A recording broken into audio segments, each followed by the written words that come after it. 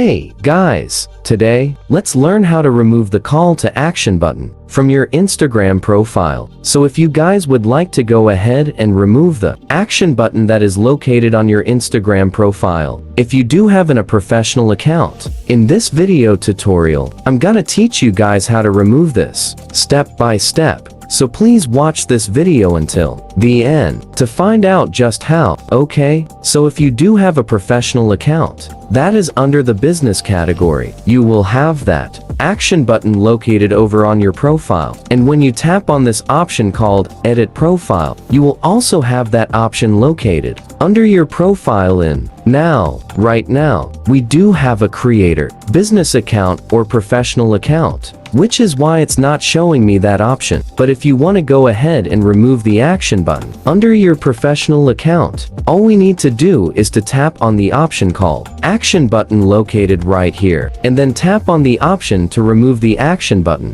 which are gonna be located with the red font over onto the bottom of your screens. It's that easy to remove your action button, guys. So please like this video and subscribe as all of you guys learn something, and I'll see you guys on the next video.